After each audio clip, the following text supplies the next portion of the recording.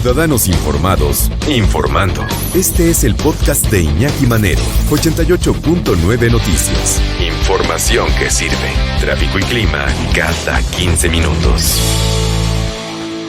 El salario mínimo en México, con todo esto que ha tenido, aumentos espectaculares, históricos. Ahora ya se anunció ya para este 2025 un aumento al salario mínimo mucho más moderado, mucho más, dicen los especialistas, de acuerdo con la realidad.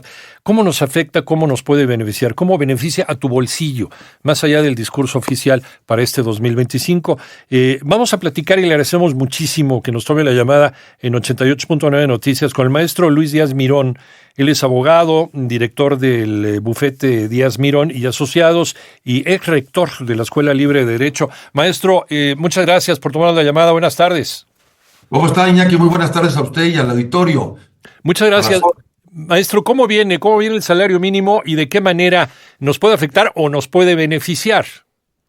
Hombre, el salario mínimo oficial fue publicado precisamente hoy en el Diario Oficial de la Federación. Es el salario mínimo vigente a partir del 1 de enero del 2025 y textualmente trae un aumento a partir del enero 25, le digo, del 12% en las dos zonas geográficas que en el país tenemos. Es decir, la zona geográfica norte se va el mínimo a 418.88 pesos diarios y el salario mínimo general en la zona del resto de la República se va a 278.80 pesos diarios. ¿Cómo se compuso o cómo llegamos a eso?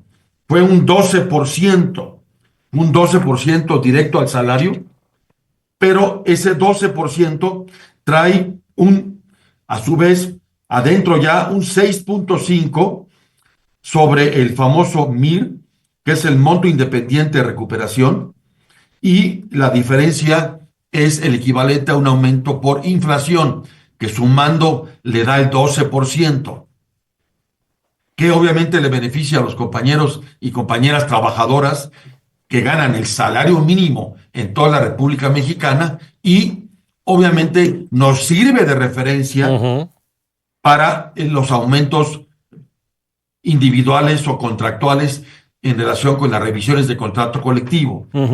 Curiosamente, la revisión, el decreto que sale publicado hoy en el Diario Oficial aclara muy bien, mi querido Iñaki, para efectos de evitar confusiones, que este 12% que se divide, como ya lo expresé, y el famoso MIR, el MIR no debe ser utilizado, dice textualmente la resolución, para fijar incrementos en los salarios vigentes en el mercado laboral, de acuerdo. Obviamente para todos aquellos que ganamos más arriba del salario mínimo.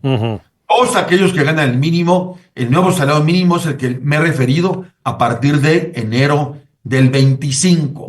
Pero a partir de ahí, los salarios contractuales o las revisiones individuales en materia de salarios, es libertad de los patrones y de los trabajadores negociar sus incrementos por arriba, dice la resolución, del mínimo, por supuesto, contractual. Entonces, no debería esto tampoco afectar a los empresarios, este aumento al salario, porque de hecho se dice que es más mesurado que los aumentos anteriores, precisamente porque hay un concepto ya más cercano a la realidad que vive el país. ¿Es esto correcto, maestro? Es correcto, es correcto.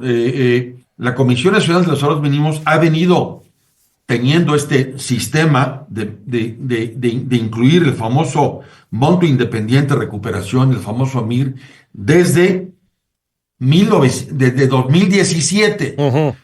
Hoy, obviamente, tenemos un salario mínimo mucho más fuerte, afortunadamente. Sigue siendo bajo, pero es un salario mínimo ya comparable, bastante competitivo. Entonces, no deberá de afectar, como usted bien dice, Iñaki, a los patrones. No tendrá un impacto en la inflación, entonces. No deberá tener un impacto en la inflación, efectivamente.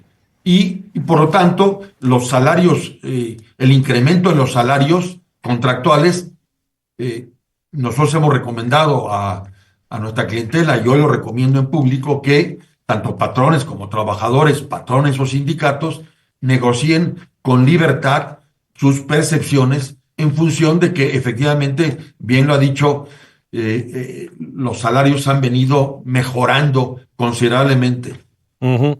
Pero se seguirá el espíritu de que es el espíritu en el que se creó el salario mínimo, que nunca debería estar la inflación por encima del salario mínimo. ¿Algún día lograremos esto, maestro?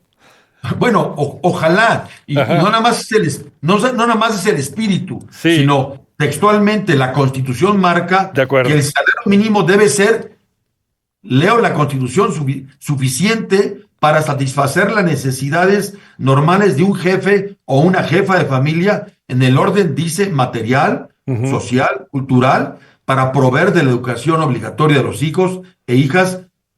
Ese es el espíritu constitucional del aumento del mínimo.